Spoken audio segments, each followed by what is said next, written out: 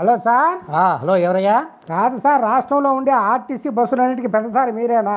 నేనే. ఏమే? కాదు సార్, బస్సులో కండక్టర్కి ప్యాసింజర్లకి రచ్చన పెట్టాలని చూస్తున్నా. నువ్వా? ఏ విధంగా? కాదు సార్, అన్ని బస్సుల్లో ఫోన్ పే కూడా కొట్టద్దని చెబుతీవి. ఫోన్ పే కొట్టు, టికెట్ కొడతాడు కదా కండక్టర్. ఏమిటి సార్ కొట్టేది? గోసిపోతా కొట్టేదా? కాదు, అడుగులో పోయే బస్సులకు ఏ విధంగా టవర్ ఉండదని, ఏ విధంగా ఫోన్ పే చేయాలని అట్లా మర్యాదగా మాట్లాడి పెద్ద ఆయన. కాదు సార్, ఘాట్లో పోయే బస్సులకు ఫోన్ పే తీసి పారదేగండి. అందరూ చిల్లరలు ఎత్తుకొని బస్సు ఎక్కడమని చెప్పండి. ఏమిటి నువ్వు చేసేది? నీకెందుకుయా?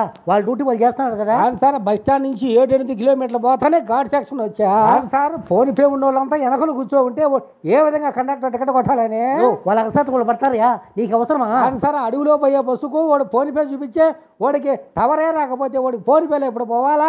కాదు, ఆయన టికెట్ ఎప్పుడు కొట్టాలని? కొండ దిగినా కొడతాడు. నీకు అవసరమా? కాదు సార్, కొండ మధ్యలో దిగాలనుకుంటే అమ్మా ఏంది స్వామి నువ్వు? సార్, నీకే అంత తెగమకగా ఉంటే కండక్టర్ ఎన్ని ఇబ్బందులు పడతా ఉన్నాడో ఒకసారి ఆలోచించుకున్నారు మీరా? అయితే నన్ను ఏం చేయమంటావు? కాదు సార్, ఘాట్లో పోయే ప్రతి బస్సుకు ఫోన్ పే తీసి పాతి చిల్లర్లు ఎత్తుకోరమ్మని చెప్పండి.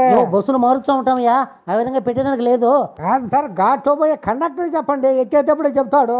ఇప్పుడు నీకు వచ్చిన నష్టం ఏది నాయన? ఇప్పుడు 30 సార్లు కండక్టర్తో నేనే కొట్లాను ఆయన ఫోన్ పే పెట్టుకొని. అది ఆ ఘాట్లో టవర్ రాదని తెలిసి కూడా నువ్వు చిల్లర ఎత్తుకోవచ్చు కదా. సార్, మా దగ్గర లెక్కలు ఉన్నా కూడా మేము కండక్టర్తో మా దగ్గర ఫోన్ పే ఉండదు కదా, పెట్టు అంటాం మేము అడివిగానే అక్కడ కదా. అయితే